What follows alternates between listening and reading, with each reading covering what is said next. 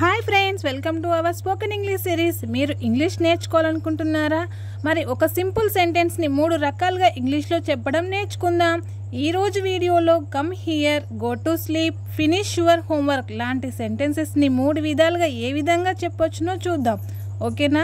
Easy English daily situations and Telugu ఎక్స్ప్లెనేషన్తో చూద్దాం. Do you often get confused while saying one sentence? From now you will be able to say it 3 ways. Okay, let's begin.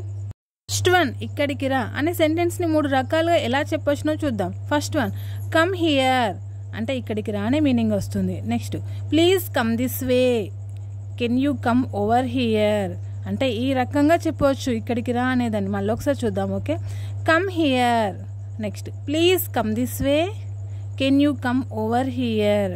Okay, next one, నిద్రపో అని చెప్పాలి. అది ఎలా చెప్పాలి ఇంగ్లీష్లో 3 ways. First one, go to sleep. Second, it's time to sleep. Next, you should rest now అంటే నిద్రపో అనే మీనింగ్ వస్తుంది. ఈ 3 sentencesకి నిద్రపో అనే మీనింగ్ వస్తుంది. మనకి ఏ విధంగా అవైలబుల్గా ఉంటే ఆ సెంటెన్స్ని యూజ్ చేయొచ్చు. ఓకే, నెక్స్ట్ వన్, చేతులు కడుక్కో అని చెప్పాలి. అది ఎలా ఇంగ్లీష్లో చెప్పాలి? Wash your hands. నెక్స్ట్ చూద్దాం, గో క్లీన్ యువర్ హ్యాండ్స్, నువ్వు వెళ్ళి చేతులు కడుక్కో. Next, make sure your hands are clean, చేతులు కడుక్కో అనే మీనింగ్ వస్తుంది. నెక్స్ట్ వన్, నీవు టిఫిన్ తిను అని చెప్పాలి. ఎలా?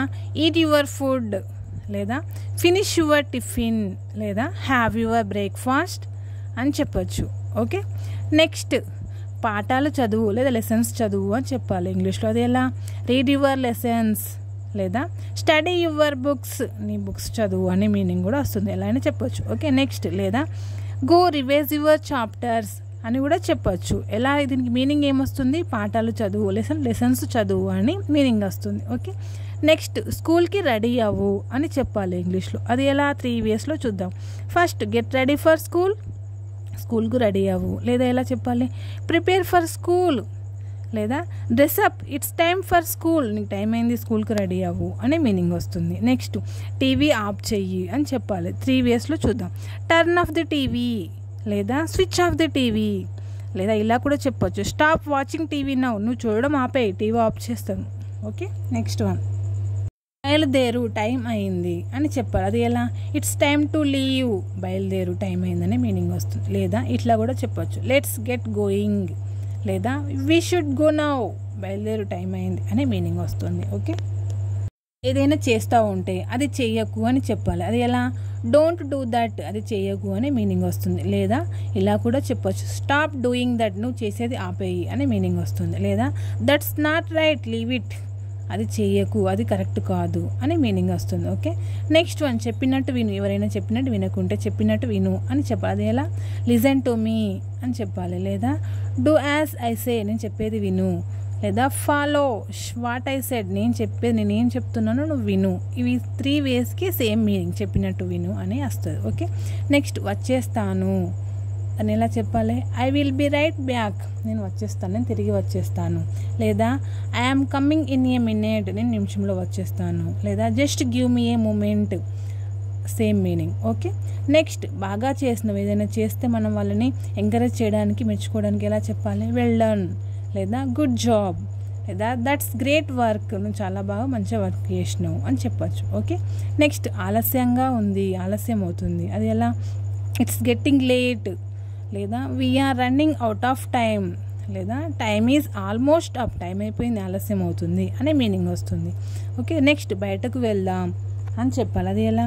లెట్స్ గో అవుట్ లేదా షెల్ వి స్టెప్ అవుట్ లేదా బయటకు వెళ్దాం అనే మీనింగ్ వస్తుంది. లేదా come we will go outside, మనం బయటకు వెళ్దాం అనే మీనింగ్ వస్తుంది. ఓకే, ఆలోచించు అని చెప్పాలి. అది ఎలా? థింక్ అబౌట్ ఇట్, దాని గురించి ఆలోచించు. లేదా గివ్ ఇట్ ఏ థాట్, దాని గురించి ఆలోచించు. లేదా take your time to decide, take your time to decide అని కూడా చెప్పచ్చు. ఓకే, నెక్స్ట్, నన్ను నమ్ము అని చెప్పాలి. అది ఎలా? Trust me or believe in me లేదా I want let you down, నన్ను నమ్ము అనే మీనింగ్ వస్తుంది ఈ 3 ways. ఓకే, నెక్స్ట్, వద్దు అనిపిస్తుంది, ఏదైనా చేయాలనిపిస్తే అది వద్దు అనిపిస్తుంది అని మీనింగ్. అది ఎలా? I don't feel like it, నాకు అది నచ్చట్లేదు, అది వద్దు అనిపిస్తుంది అని మీనింగ్ వస్తుంది. అది ఎలా? నెక్స్ట్ వేలో, I am not in the mood, నాకు మూడ్ బాగోలేదు, వద్దు అనిపిస్తుంది. Next, I would rather not do it, వద్దు అనిపిస్తుంది. ఐ వుడ్ రాదర్ అంటే వద్దు అనిపిస్తుంది అనే మీనింగ్ వస్తుంది. ఓకే, నెక్స్ట్ తినడానికి ఏదైనా తీసుకురా అని చెప్పాలి. అది ఎలా? బ్రింగ్ సంథింగ్ టు ఈట్, లేదా గెట్ మీ సమ్ ఫుడ్, లేదా can you bring A snack, నాకు తినడానికి ఏమైనా తీసుకురా అనే మీనింగ్ వస్తుంది. ఓకే, నెక్స్ట్ నాకు అర్థం కాలేదు, ఏదైనా చెప్పినప్పుడు అర్థం కాలేదు, అది ఎలా? ఐ డిడెంట్ అండర్స్టాండ్, లేదా ఐ డోంట్ గెట్ ఇట్, లేదా కెన్ యూ ఎక్స్ప్లెయిన్ అగైన్ అంటే నాకు అర్థం కాలేదు అనే మీనింగ్ వస్తుంది. ఓకే, నెక్స్ట్ భయపడవద్దు అని చెప్పాలి. అది ఎలా? డోంట్ బీ స్కేర్డ్, స్కేర్డ్ అంటే భయం అనే మీనింగ్ వస్తుంది. లేదా నో నీడ్ టు వర్రీ, భయపడవద్దు, లేదా బీ బ్రేవ్, ఇట్స్ ఓకే, ధైర్యంగా ఉండు, భయపడవద్దు అనే మీనింగ్ వస్తుంది. ఓకే, సో ఫ్రెండ్స్, ఇప్పటి వరకు చూసాం కదా ఒక సింపుల్ సెంటెన్స్ని ఇంగ్లీష్లో 3 రకాలుగా ఎలా చెప్పాలో. మీరు డైలీ ప్రాక్టీస్ చేసే సింపుల్ సెంటెన్సెస్లో ఫ్లూయెన్సీ వస్తుంది. సో డియర్ ఫ్రెండ్స్, వీడియో నచ్చిందా? లైక్ చేయండి, కామెంట్లో మీకు నచ్చిన సెంటెన్స్ చెప్పండి. ఇంకా ఇలాంటి స్పోకెన్ ఇంగ్లీష్ ప్రాక్టీస్ వీడియోస్ కోసం ఛానల్ని సబ్స్క్రైబ్ చేయడం మాత్రం మర్చిపోవద్దు. నెక్స్ట్ వీడియోలో ఇంకో ఇంట్రెస్టింగ్ ఇంగ్లీష్ వేరియేషన్స్తో కలుద్దాం. సో ఫ్రెండ్స్, ఇంగ్లీష్ నేర్వడం కష్టం కాదు, మనందరికీ వస్తుంది. Keep practising and speak confidently. Thank you for watching. See you in the next episode. Okay, bye bye.